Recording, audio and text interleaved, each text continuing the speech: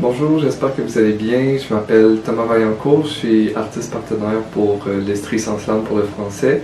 Je suis ici pour répondre à quelques questions par rapport à mon processus de création. Ce qui m'a amené à l'écriture de poèmes, en fait, c'est un cours de création à l'université, mais avant même de m'inscrire à l'université en littérature, c'est la poésie qui m'a fait aimer la littérature.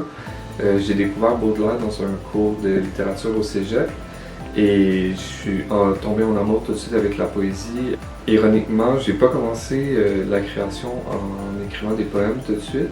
J'ai commencé en écrivant de la prose pour tout de suite me rendre compte que c'était pas moi au final. Et dans un autre cours de création que j'ai eu en deuxième année de bac, j'ai commencé à écrire de la poésie. Et je me suis découvert dans cette création-là. Je trouvais qu'il y avait quelque chose de beaucoup plus proche de moi dans l'écriture de poèmes. Ça a toujours été, puis ça reste encore aujourd'hui, quelque chose de très proche dans mon identité de création, en fait, la poésie.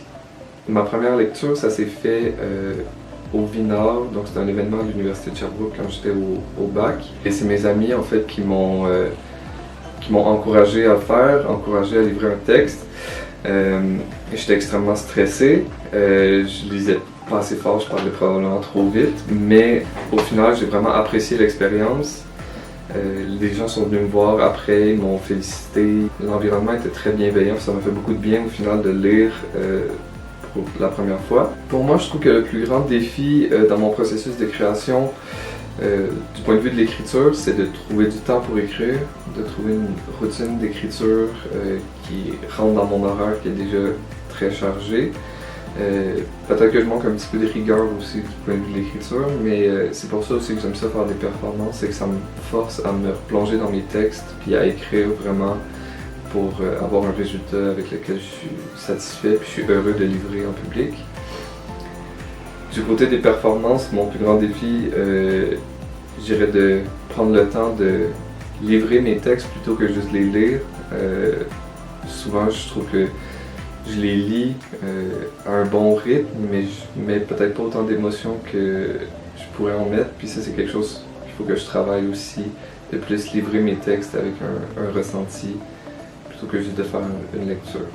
Pourquoi j'ai écrit de la poésie? Comme j'ai dit tantôt, c'est la poésie qui m'a mené vers la littérature. C'est comme ça que j'ai découvert la création aussi.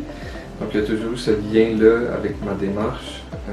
Étant donné que la poésie c'est bref, je trouve qu'il y a une intensité qui se dégage de ces textes-là, qui me ressemble plus que la narration parfois. Je trouve que ça permet aussi de donner libre cours à mon imagination en associant des composantes textuelles, des mots ensemble qui font surgir des images qui sont plus sincères, qui sont nouvelles aussi, donc qui me permettent vraiment de créer quelque chose de nouveau puis quelque chose qui me ressemble. Ce que je dirais à moi qui débute la création, ça serait de retravailler mes textes. Quand je commençais, peut-être comme d'autres personnes, je pensais que la première version, c'était la meilleure version parce que c'était la plus authentique. Des fois, ça prend beaucoup de temps, beaucoup de retravail avant de trouver ce qu'on veut vraiment dire, puis avant d'arriver à un produit qui est fini. Des fois, je retravaille le même texte pendant plusieurs jours. Des fois, je le laisse de côté, j'y reviens quelques semaines, quelques jours, quelques mois plus tard. Il faut avoir la patience justement de retravailler les textes pour arriver à un résultat qui est le meilleur possible. Mes prochains projets comme artiste, premièrement, ça va être d'animer des ateliers de création avec l'Estrie sans slam. J'ai vraiment hâte de faire ça aussi. Je pense que ça va être quelque chose de très enrichissant pour moi et pour tout le monde qui va être là. Donc j'ai bien hâte de vous voir aussi. Deuxièmement, ça va être de finir mon recueil. Donc je travaille sur un recueil actuellement. J'aimerais ça le finir pour éventuellement le publier, idéalement. Finalement, faire des lectures en public encore, apprendre à me découvrir sur scène aussi, puis apprendre à rencontrer le public, puis les autres personnes, les autres artistes qui sont à Sherbrooke. Sur ce, je vous remercie de m'avoir écouté jusqu'au bout.